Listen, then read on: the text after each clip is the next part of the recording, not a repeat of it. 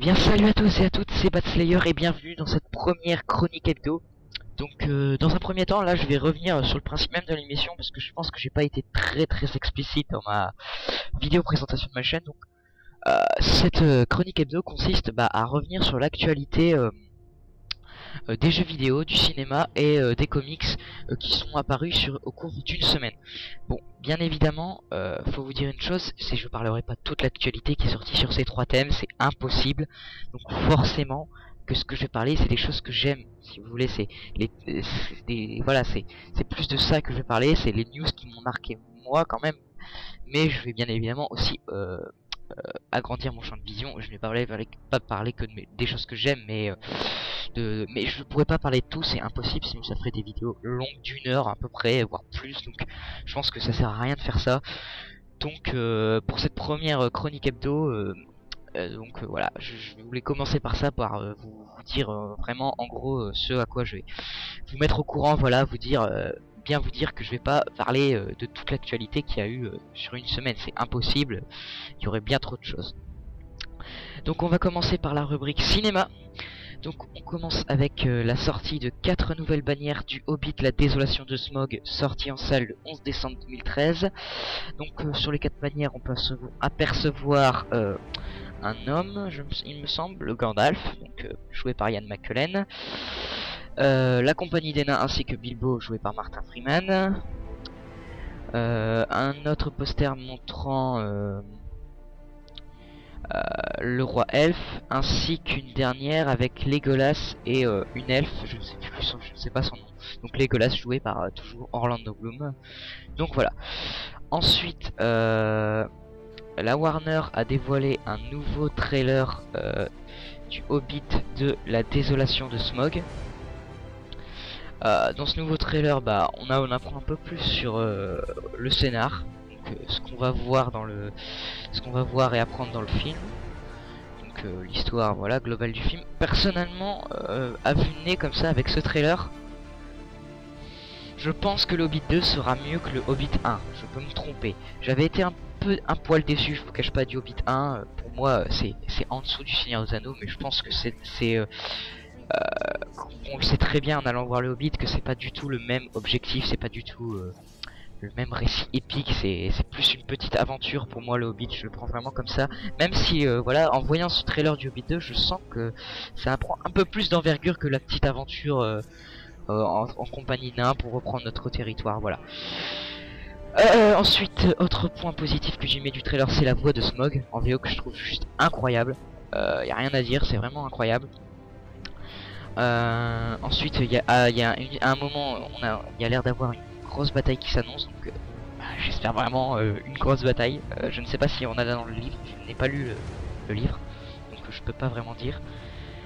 Mais après, il y a un truc plutôt sympathique, c'est il y a une petite discussion entre Alfred, qu'est-ce que je raconte, Gandalf et le Hobbit, où le Hobbit dit qu'il a trouvé quelque chose dans la grotte Goblin. Gandalf lui demande quoi, et lui, en touchant la poche où se trouve l'anneau, il répond mon courage, parce qu'il lui avoue pas qu'il a trouvé l'anneau de Sauron dans cette grotte Goblin. Donc j'ai trouvé ce dialogue plutôt sympathique, et voilà. Donc ça annonce que du bon. Je pense que ce trailer, ce Hobbit 2 sera mieux que le Hobbit 1, je pense, honnêtement. Et ça annonce que du bon. J'ai vraiment hâte, donc comme je l'ai dit, rendez-vous le 11 décembre pour le Hobbit 2, la désolation de Smaug. Voilà. Ensuite, qu'est-ce qu'on a eu d'autre au niveau cinéma? On a eu un premier teaser du reboot de Godzilla. J'ai oublié de prendre des notes sur ça, désolé, donc je sais pas qui le réalise. Je sais juste que dedans il y a Jason Aaron Taylor, donc celui qui a joué dans Kick-Ass 1 et 2, et qu'il y a Bryan Cranston, donc qui a joué dans la série Malcolm et plus récemment dans l'excellente série Breaking Bad. Donc voilà, donc il y a eu un premier teaser, mais je vais pas le montrer dans la vidéo parce que c'est une fuite. Donc c'est à dire que c'est pas un teaser officiel, donc la qualité est pas très bonne. Puis voilà, j'ai pas envie de risquer le coup que ma vidéo soit supprimée pour ça, même si je pense pas, mais bon voilà. Donc pour l'instant je vous montre que l'affiche. Donc de ce que j'ai vu du teaser, je pense que vous pouvez le trouver sur internet. Vous mettez teaser Godzilla 2014, vous allez le trouver, je pense. Il y aura des tonnes de vidéos. Le teaser est vraiment donne vraiment envie. Donc voilà. Je sais que ça sort vers mai 2014 si je ne m'abuse. Donc rendez-vous en mai 2014 si je ne me trompe pas. Donc attention, je ne suis pas sûr hein. Je suis pas sûr, mais en tout cas le teaser donne vachement envie et voilà. Ensuite, qu'est-ce qu'on a d'autre? On a eu deux nouveaux posters de Thor, le monde des ténèbres, Thor The Dark World, qui sort le 30 octobre 2013 en France. Donc deux nouveaux posters montrant deux personnages secondaires, enfin deux coéquipiers de Thor. Donc voilà, deux posters sympathiques qui sont plutôt beaux, qui sont plutôt réussis, mais rien de transcendant. Vous pouvez trouver aussi, je pense, un premier extrait de Thor 2, ainsi que 2 ou 3 spots TV, enfin ça je sais pas. Voilà, pour ceux qui voudraient, mais je ne les diffuserai pas sur ma chaîne parce que je pense que c'est pas intéressant et je vais pas voilà, utiliser du temps de vidéo pour ça. Voilà. Qu'est-ce qu'on a d'autre? Côté Marvel Studios, encore une fois, on a Edgar Wright qui publie via son Twitter une première image du tournage de Ant-Man. Donc c'est pas vraiment une image du tournage, c'est encore un nouveau screen test. Donc l'image a rien d'extraordinaire, hein, mais voilà, c'est pour dire que en gros ça avance, le projet avance, donc tant mieux, car Edgar Wright, voilà, c'est un très bon réalisateur. J'ai vraiment hâte de voir ce que ça va donner. Ce Ant-Man, donc rendez-vous, je crois qu'il a été avancé juillet 2015, si ça change pas d'ici là. Hein. Rendez-vous juillet 2015 pour Ant-Man de Edgar Wright. Et dernière info que je vais partager avec vous pour la rubrique cinéma, la date de sortie du film World of Warcraft, qui a été prévue donc pour le 18 décembre 2015. Donc voilà. Donc vous savez ce qui vous reste à faire, mettre une croix sur votre calendrier. 2015 rajoute quelque chose d'encore de plus fou dans son année. Donc déjà qu'on avait Star Wars 7, Batman Superman, Avengers Age of Ultron, plus normalement le film Assassin's Creed, plus Terminator 5 je crois, là encore un autre blockbuster World of Warcraft. Donc en plus ce film beaucoup de gens l'attendent, moi compris, donc voilà. Donc voilà, rendez-vous pour le film World of Warcraft le 18 décembre 2015.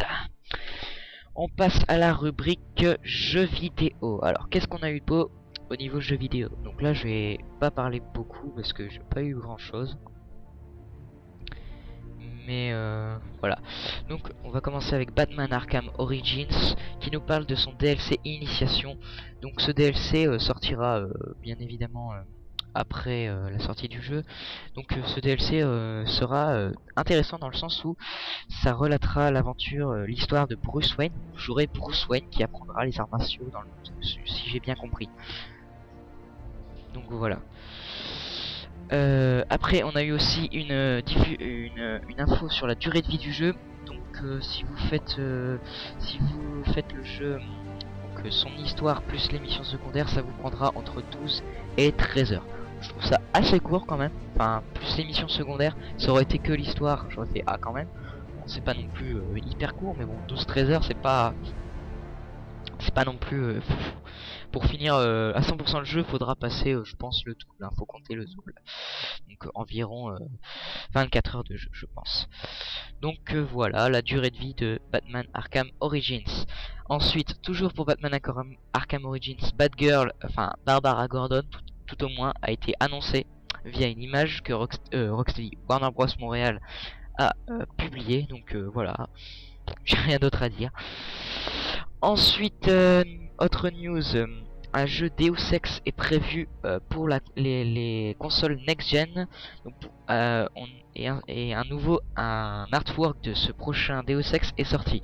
Donc, pour l'instant, il est titré au nom de Deus Ex Universe. Alors, je sais pas si le titre sera retenu. Pour l'instant, sur l'artwork, il est marqué ça. Donc voilà, sachez qu'il y aura un prochain Deus Ex sur les consoles next-gen. Et ensuite, dernière info que j'ai à partager avec vous, c'est la sortie d'un nouveau trailer Assassin's Creed, donc Assassin's Creed Black Flag.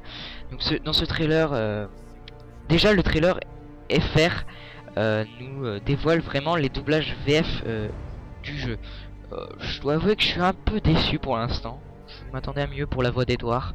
Elle est pas dégueu, mais c'est rien. Enfin, la voix des dieux était mieux en VF quand même. Bon, la VO reste toujours mieux sur chaque jeu, mais là, la VO est quand même plus intéressante, je trouve. Hein. La VF me déçoit un peu, mais c'est pas non plus dégueulasse. Hein, je vous préfère vous prévenir. Donc dans cette vidéo, qu'est-ce qu'on a? On a la présentation des différents pirates qu'on rencontrera au sein du jeu. Donc vidéo très épique. Donc on a la découverte de Charles Vance qui a l'air vraiment intéressant, enfin, qui a l'air vraiment fou comme personnage, qui a l'air vraiment cruel et tout. Enfin c'est un personnage que je sens va être vraiment sympathique.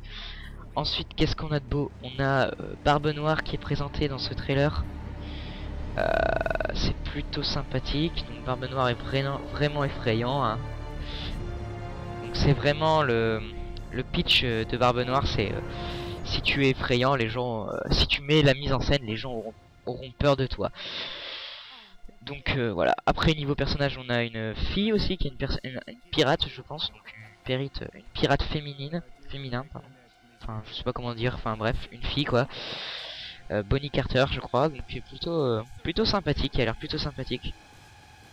Donc comme toujours, bah des scènes de fight entre bateaux qui sont vraiment magnifiques. Graphiquement, ça a l'air. Je sais pas, Bonnie Carter, qu'est-ce que je raconte? C'est Anne Bonny. Je me suis trompé. Hein. Le nom de la pirate fille, c'est Anne Bonny. Donc voilà. Mais ouais, donc et bien sûr, bah on a le capitaine Edward Kenway qui a l'air mais vraiment excellent comme personnage. Je pense que je vais vraiment l'adorer. Voilà, Assassin's Creed 4 Black Flag, je l'attends vraiment. Donc l'Assassin's Creed, c'est mes jeux vidéo préférés, c'est la saga que je préfère. Donc je l'attends comme pas possible. Et ça s'annonce vraiment épique. Donc AC4 Black Flag, je l'attends comme pas permis. Donc rendez-vous le 31 octobre 2013 pour ce Assassin's Creed 4 Black Flag, si je puis dire, avec le petit accent pas du tout classe, mais bon c'est pas grave. Ensuite on passe à l'avant-dernière rubrique de cette vidéo, la rubrique comics. Alors qu'est-ce qu'on a de beau? On a la date de sortie du comics Assassin's Creed Brahman, qui sortira le 15 octobre en France et le 30 octobre aux États-Unis. On l'a avant, ce qui est plutôt sympathique. Donc je vais expliquer en gros c'est quoi ce comics. C'est une histoire sur un assassin indien au 19e siècle. Donc plutôt intéressant, je pense que je me le procurerai. Ensuite on a la preview de Detective Comics 24, toujours par John Layman au scénar et Jason Fabok. Donc j'adore vraiment cette série. Je ne la suis pas en VO, mais je vous présente quand même donc les previews des comics VO. Donc voilà. Donc les planches de Fabok ont l'air vraiment très belles. Donc c'est la suite du combat entre Batman et Anti-Batman. Donc ça s'annonce très bien. J'ai vraiment hâte d'avoir ça en France. Ensuite, qu'est-ce qu'on a? On a la preview de Damian Son of Batman numéro 1. Donc Andy Kubert, qu'est-ce que c'est? C'est Andy Kubert au scénario, au dessin. Je dois avouer que c'est vachement beau. J'ai vraiment hâte que cette série, j'espère que cette série sortira en France parce que c'est plutôt sympathique. Donc voilà, côté dessin c'est beau, et après côté scénar, faudra voir une fois en main. Moi, une fois en main, ça veut dire faut que ça sorte en France, donc ça, je ne sais pas. Donc voilà. Ensuite, dernière preview, avant-dernière preview, preview de Forever Evil numéro 2. Donc Geoff Johns au scénar et David Finch au dessin. Côté dessin, bah, c'est toujours aussi beau. David Finch, un dessinateur que j'apprécie beaucoup. Et donc bah, les planches sont plutôt belles. Donc Forever Evil, comme je vous dis, hein, je fais pas de série VO, donc je vous présente les previews, mais je ne sais pas du tout où on en est en VO. Je me spoil un peu, je me spoil beaucoup quand même. Donc ça veut dire que je sais déjà ce qui va, ça me spoil quand même, parce que Forever Evil, en connaissant le pitch de Forever Evil, bah voilà quand même.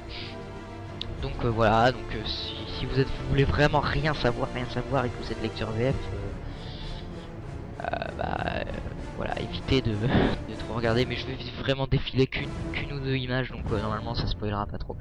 Et dernière preview, la preview de Guardian of the Galaxy numéro 8, il me semble, 8, oui, numéro 8, donc avec Francesco Cavilla, Francesco Francavilla, pardon, donc qui sort le 30 octobre. Donc Francesco Francavilla au dessin et Brian Michael Bendis au scénar. Donc côté dessin c'est plutôt beau, même si je préférais Sarah Pichelli ainsi que je préférais Sarah Pichelli personnellement. Mais bon, il ne restera pas tout le temps sur la série. C'est juste pour le temps du crossover Infinity. Ensuite, qu'est-ce qu'on a? Ah oui, on a les ventes US qui sont tombées au niveau comics. DC est premier au niveau des ventes. Donc ça veut dire que la stratégie, enfin la campagne marketing Villain Month aura payé pour DC. Donc voilà, DC se retrouve premier aux ventes ce septembre. Donc voilà, bravo DC.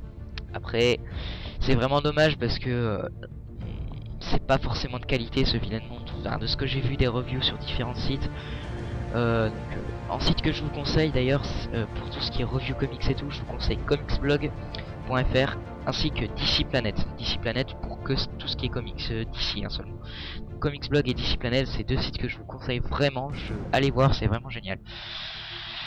Donc voilà, c'est dommage parce que oui, le Villain Monde c'est pas terrible. Il y a plus de choses mauvaises que de choses bonnes, donc c'est dommage. Mais bon, DC est quand même premier. Comme je préfère DC, je suis plutôt content.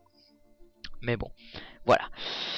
Ensuite, qu'est-ce qu'on a? Scott Snyder qui annonce une courte série qu'il fera avec Sean Murphy. Ça mêlera un peu un côté futuriste de Batman avec de la science-fiction. Donc, moi, Scott Snyder, je l'adore. Donc, je dis pourquoi pas. Donc, j'ai vraiment hâte de voir ce que ça va donner. Pour plus d'informations, rendez-vous à la New York Comic Con. Et enfin, je vais finir par les je ne sais combien de teasers de Marvel avec une phrase sur un fond et une équipe créative. Donc voilà. Donc ça sent beaucoup de nouvelles séries annoncées au New York Comic Con. Donc voilà, je vais pas vous défiler toutes les images teaser parce qu'il y en a, je crois qu'il y en a une vingtaine. Ça sert à rien, je vais en faire d'ici les 3-4. Donc voilà. Donc des nouveaux teasers pour Marvel. Et enfin, je vais passer à des choses qui rentrent pas vraiment dans la comics review, qui rentrent pas vraiment dans les rubriques cinéma, comics, jeux vidéo. C'est Hot Toys qui dévoile donc donc Hot Toys, c'est une firme chinoise, enfin je crois, qui fait des figurines mais juste hallucinantes, des figurines détaillées mais comme jamais.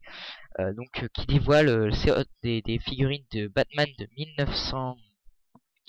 Donc Batman de, je ne sais plus la date, donc je vais pas dire la date, je vais dire Batman de Adam West. Donc voilà, qui dévoile la Hot Toys de Adam West et de Robin à cette époque. Donc deux Hot Toys plutôt sympathiques, qui sont vraiment belles, mais bon, personnellement, je n'achèterai pas ça parce que c'est pas terrible, parce qu'ils sont pas très classe, mais bon, je pense que pour les nostalgiques, ça peut être un bon achat. Voilà, voilà, et Hot Toys dévoile aussi sa figurine de The Wolverine, le combat de l'immortel. Donc encore une fois, du gros boulot qui est fait. La sculpture du visage est vraiment magnifique. On a l'impression d'avoir une image de l'acteur Hugh Jackman. C'est vraiment magnifique, c'est incroyable. Donc Hot Toys, encore une fois, chapeau à vous, c'est vraiment magnifique. Donc voilà, je crois que j'ai fini avec cette chronique hebdo. Donc on va retenir surtout la sortie du trailer du Hobbit 2 qui s'annonce mieux que le Hobbit 1. L'annonce de la durée de vie de Batman Arkham Origins ainsi qu'un nouveau trailer pour Assassin's Creed 4 Black Flag.